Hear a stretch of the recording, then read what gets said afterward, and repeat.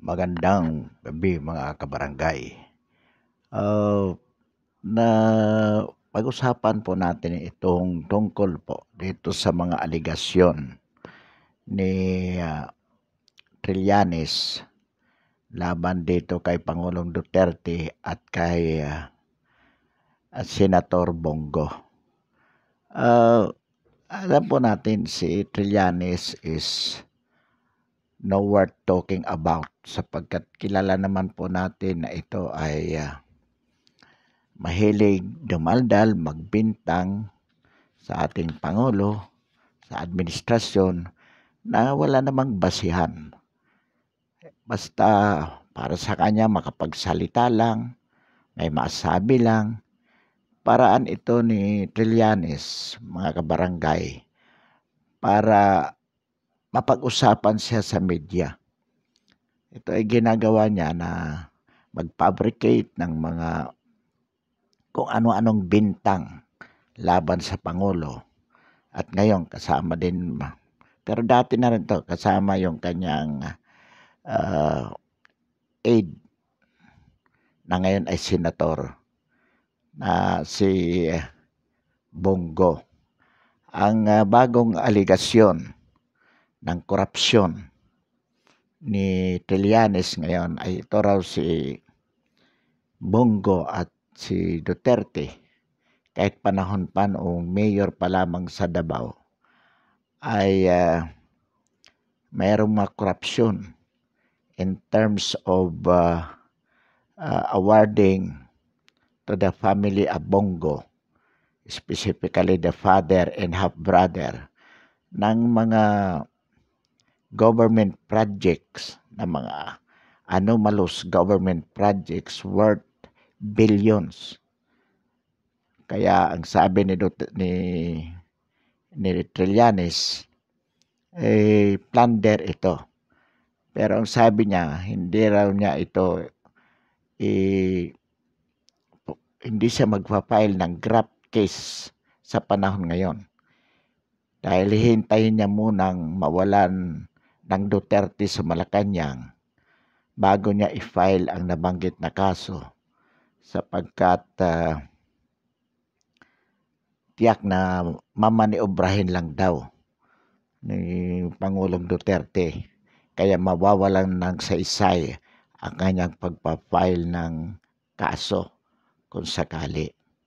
Alam mo mga kabarangay, kung hindi po natin kilala ito si Trillanes, talagang maniniwala tayo sa kanyang mga sinasabi sapagkat magaling ito magsinungaling. Kumbaga,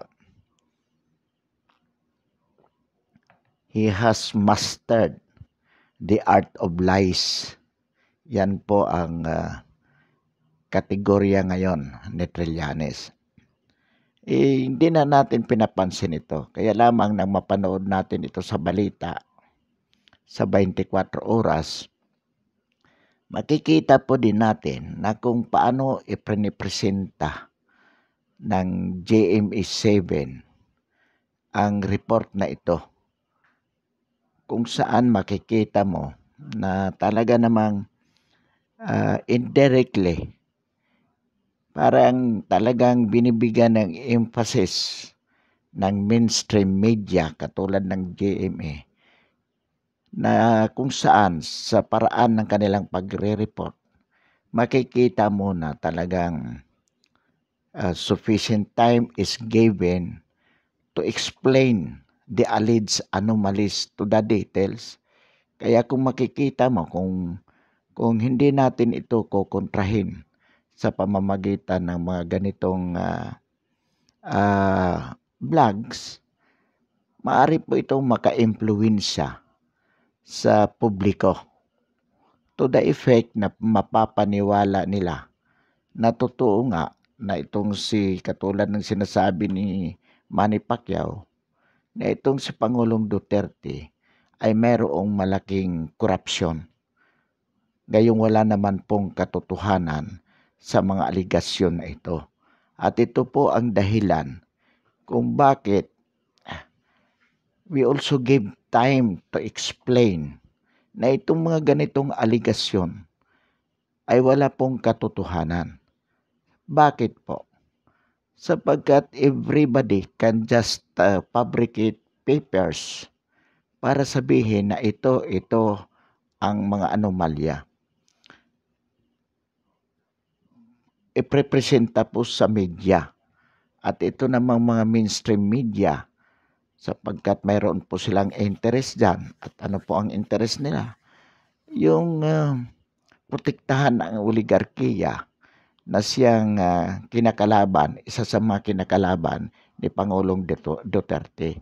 Kung kaya naman, under the guise of fair reporting, kunwari,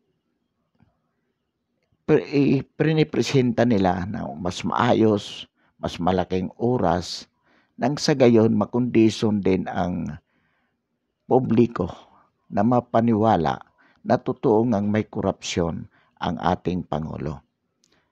Pero ang sinasabi po natin dito, this could not be done through trial by publicity. Kung totoo na si Trillanes at gayon din si halimbawa si Manny Pacquiao, mayroon silang mga aligasyon ng korupsyon against the Duterte administration, the proper venue of resolving it is the court. The ombudsman, and let the ombudsman file the case in court upon finding what we call probable cause. Ito po ang tamang venue ng pagbibintang na kung talagang mayroong mga korupsyon sa administrasyon ng Pangulong Duterte. Sapagkat yung mga aligasyon po na ganyan, katulad ni Manny Pacquiao, nagpakita ng maraming papel. At ganon din ngayon si Trillanes. Sabagay, itong kay Trillanes, hindi lang yan ngayon. Ever since, sa totoo po niyan, kung maalala natin, even during 2016, na kandidato pa lamang si Pangulong Duterte sa pagkapangulo noon, may mga inilabas na rin, di umano. May mga inilabas na pinakita sa media noon, itong si Trillanes, na mga papilis na sinasabi niyang merong malaking ill-gotten wealth na nakadeposito sa bangko si Pangulong Duterte. Pero hindi po yan napatunayan. Hindi nga nagsampa ng kaso noon si Trillanes. Kandidato pa lamang noon si Digong. Hindi pa nananalo sapagkat it was campaign period pa lamang. Although, as I remember it, noong mga panahon na yon ay malapit na ang eleksyon. About days na lang. Biglang mainilabas ito sa Trillanes na mga papilis at di umano ill-gotten wealth ni Digong nung siya ay mayor pa lamang sa Davao. Hindi rin po napatunayan yan. Na hindi nga siya nag-file ng kaso tungkol dyan. At nang kumandidato rin si Senator Bongo sa pagkasenador noong 2019, ganon din. May inilabas ito si Trillanes na di umano si Paulo Duterte at si Bongo ay kasama sa Hong Kong triad tungkol sa illegal drugs na sila di umano ang suppliers ng illegal drugs mula sa Hong Kong papuntang Pilipinas. At naalala po natin noong Senate Committee hearing na naghubad pa si Bongo sa Senado sapagkat sinasabi ni Trillanes na mayroong tatak sa likod ang mga membro ng Hong Kong triad. So ganun po ka salaula, ganun po ka gago, ganun po ka sinungaling itong si Trillanes. At ngayon, itong kanyang aligasyon labang kay Bongo at kay Pangulong Duterte, sinasabi niya na mayroong ganitong mga ill-gotten wealth committed through anomalous award ng mga constructions awarded to the family of Bongo worth billions. At sabi niya kanina sa balita, habang may Duterte na nasa Malacanang, hindi niya ipapile ang kaso sa korte. So, ang ibig lamang po sabihin niyan, hindi niya ipapile sapagkat wala talaga siyang concrete evidence to that effect. At pangalawa, ang kanya lang talaga layunin diyan ay media mileage, na ibig sabihin para lang siya lapitan ng mga reporter at malagay sa limelight. So maglalabas siya ng mga kasinungalingan na alleging corruptions against the government, the administration of President Duterte. The very same way that Manny Pacquiao has done also. Si Manny Pacquiao, alam natin, marami din binanggit ito, 10 opisina. Halimbawa po, DSWD, DOH, DO, DENR, PNP, lahat na po yata ng mga departamento. At sinasabi pa ni Pacquiao, hindi na niya masikmura. Kaya, he declared war against corruption. At sinasabi niya pa, niloloko, kumbaga panloloko, na siya ang katulong ni Pangulong Duterte para hanapin tong mga korap na ito sa loob ng administrasyon ni Pangulong Duterte. Maraming ipinakitang papel, hindi nga natin alam kung ano yung mga laman ng papel na yan. At we assume na hindi rin alam ni Pacquiao yun. Yet, they are alleging corruption without substantiating, wala man lang ipinakitang mga ebidensya. At ito po ay kumbaga part of the dirty politics. Ito po yung sinasabi natin na ngayon wala nang pagkakaiba si Pacquiao at si Trillanes. Yan po ang katotohanan dyan. Mayroon lang masabi, nagbibintang ng wala namang katuturan. Mga kabarangay, mga kababayan, ito po ang sinasabi natin. Kung totoong mayroon silang ebidensya, then let them go to the proper venue. Ano po ang proper venue?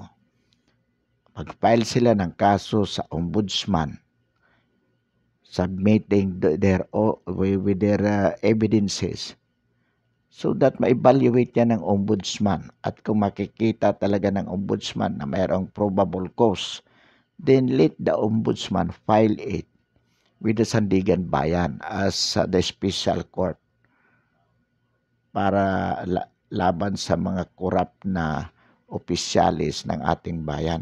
Yan po ang tamang proseso.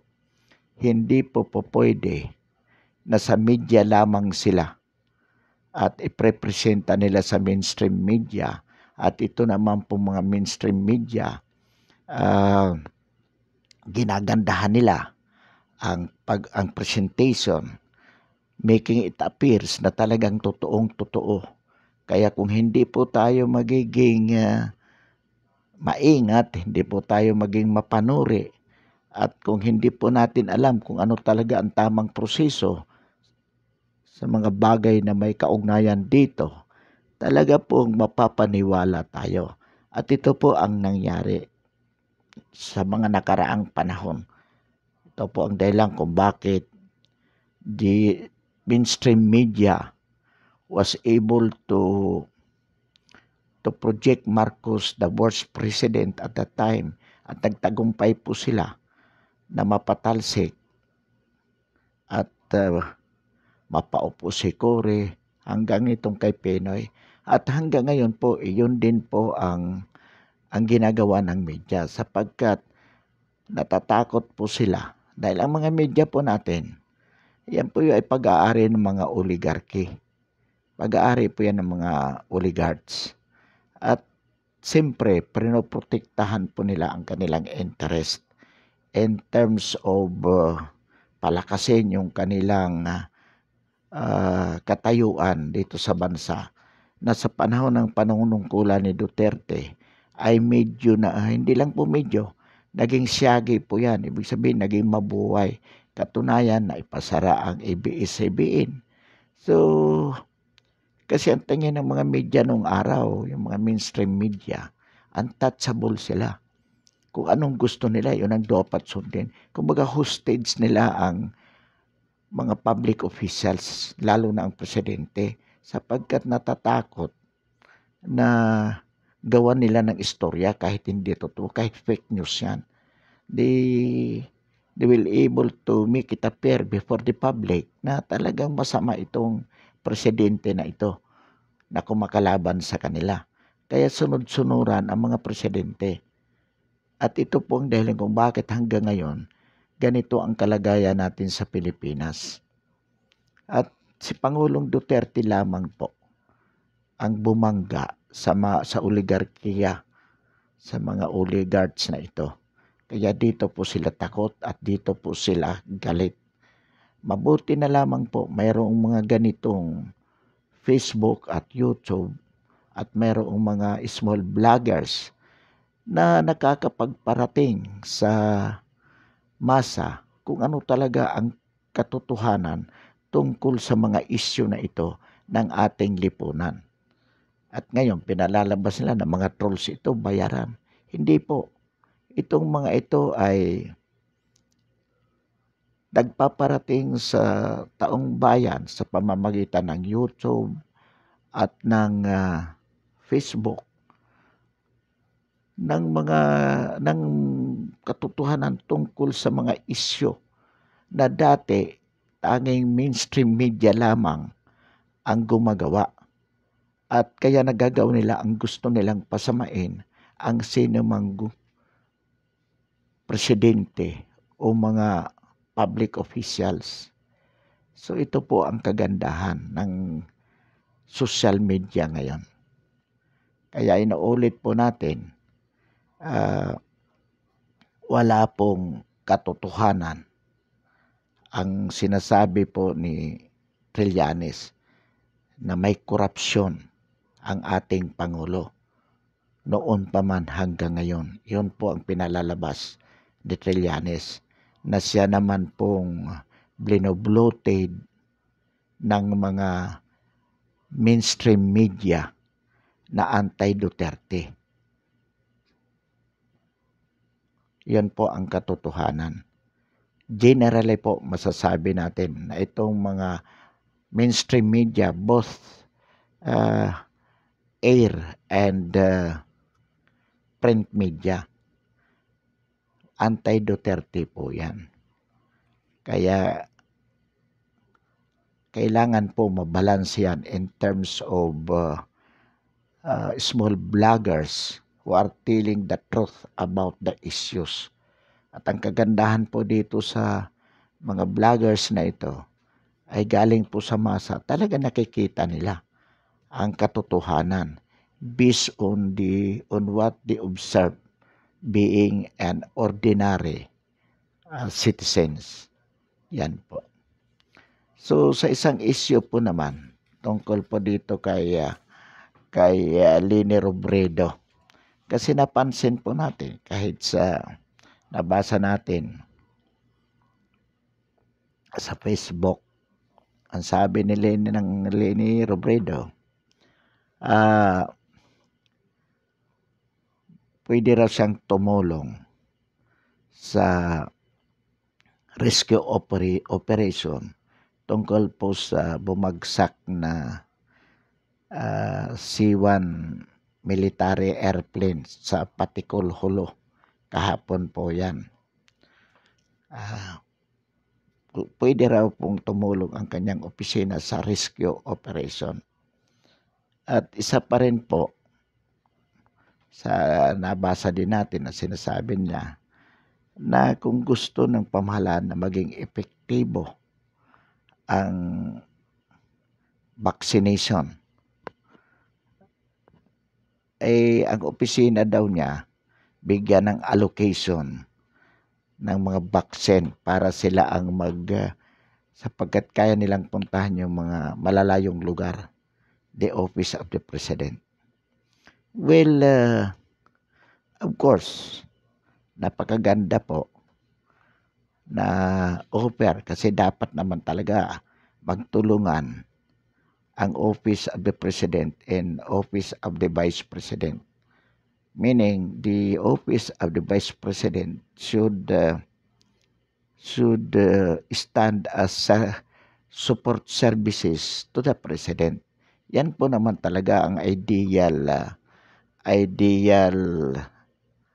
protocol in terms of relationship between the office of the president and the vice president in order to achieve the highest degree of services for the people. Yun naman talaga. Ang problema lang po dito kay BP Robredo, ito pong babaeng to ay credit grabber. Ang ibig pong sabihin niyan, she will criticize the president for being ineffective.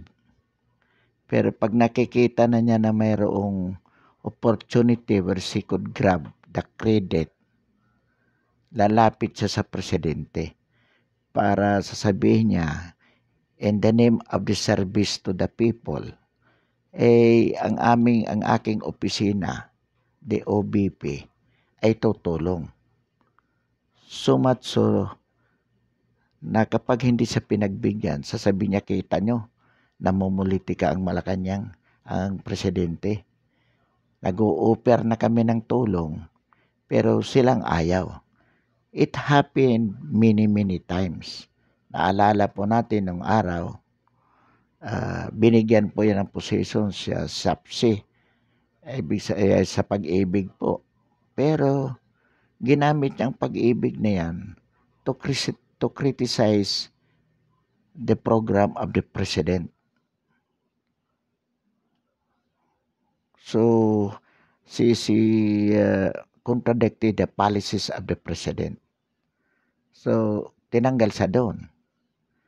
So, she criticized drugs, the policies on drugs of the president, the war on drugs.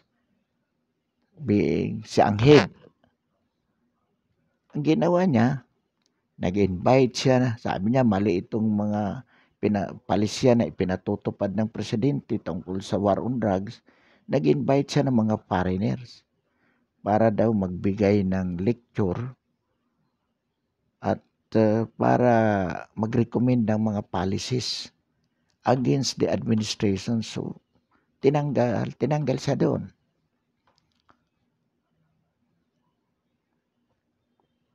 Itong sa vaccine, ang sabi niya, kaya matagal ang vaccine sa dumating sa Pilipinas sapagkat mali ang mga ipinatutupad na palisiya ng Duterte administration. So, the opposition criticized the administration for lack of vaccines. Nang dumating yung vaccine, galing sa China, yung Sinovac, sinasabi nila, hindi maganda yan. It's not qualitative. Kaya lang yan dumating ang vaccine, ipinagpalit ang West Philippine Sea. Kaya hindi assertive si Pangulong Duterte sa West Philippine Sea because of the vaccine. At yan daw ay hindi, kumbaga low quality. Nung tinanggap ng tao yung mga vaccine na yan, kasama yung ibang vaccine, nag-recommend ito si Villanueva, Joel, itong senator, medyo gago din itong senator na to, para daw tanggapin ng tao, mag-photo commercial yung si Pangulong Duterte at si Robredo. Nung tinanggihan po yan ng Malacanang, sabi na mumulitika ang Malacanang. So yan po yung issue sa vaccine. At ngayon, ang kritisismo nila, hindi raw ang mga vaccine daw ay hindi epektibong na ipadadala sa mga malayong lugar at depektibo yung administration of vaccines. So, ang sinasabi niya ngayon, ito ang latest, na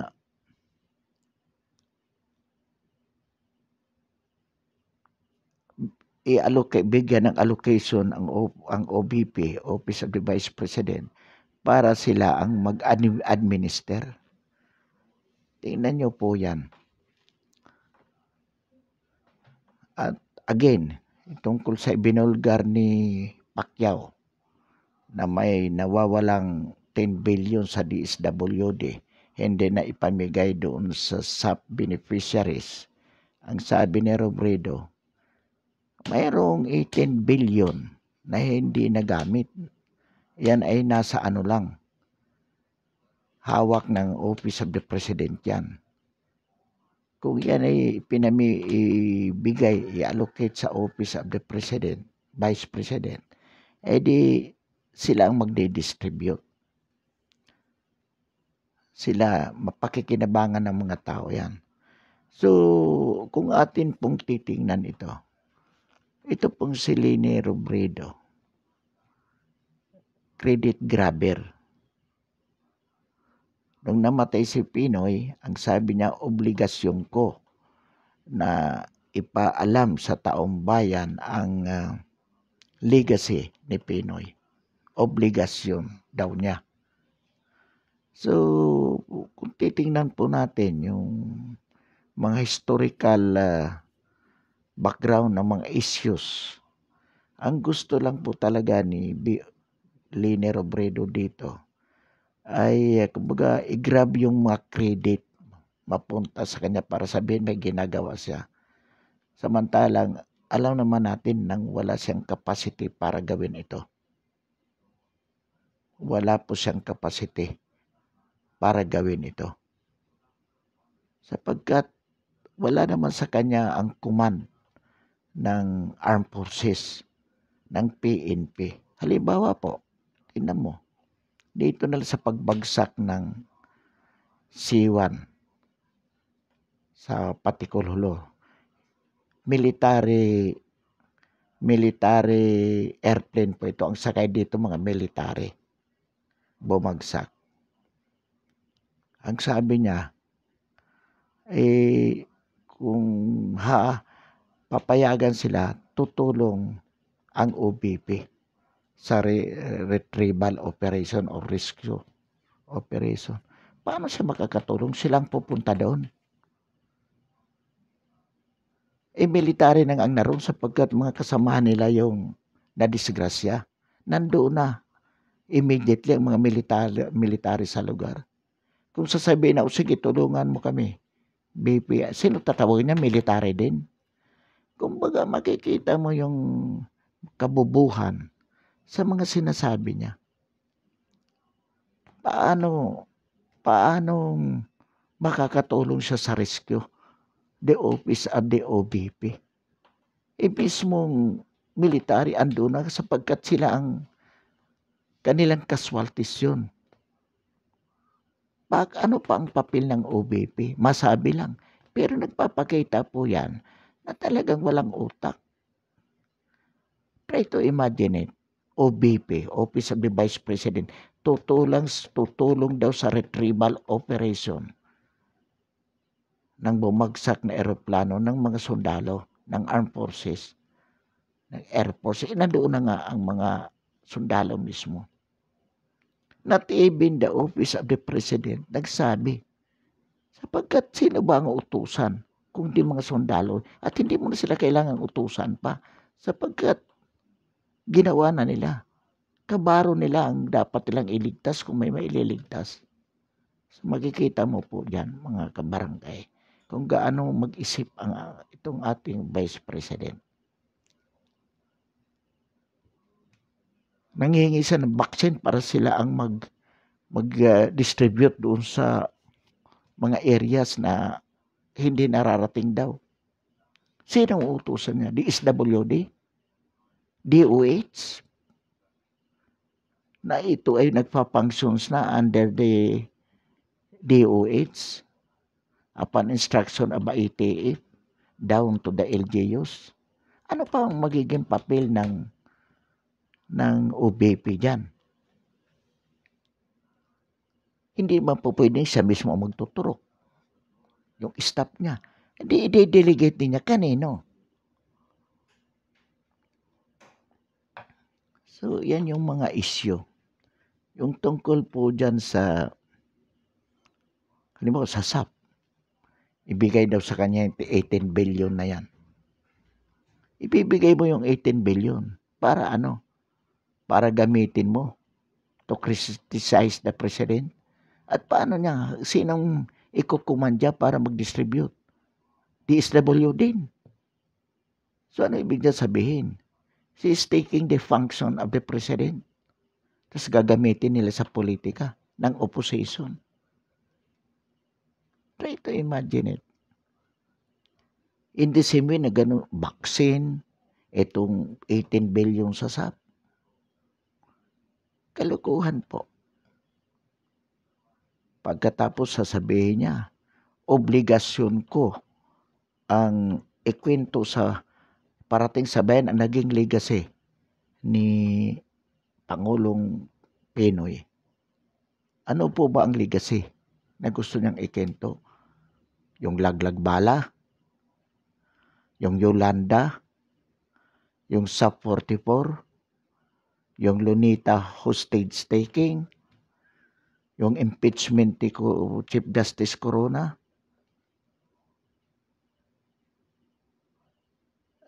itong pagiging narco-politics ng Pilipinas noong panahon ni Pinoy, ang pagpapalakas ng teroristang komunista sa ating bansa noong panahon ni Pinoy, ito ang mga legacy. Wala namang legacy si Pinoy sa infrastructures na basa natin sa balita na ito daw mga naging achievement ni Pangulong Duterte sa under the build. Kay Pinoy daw po yan. Kumbaga pati yan, they are grabbing the credit na accomplishment ni Pinoy yan. Harap-harapan po na nagsisinungaling,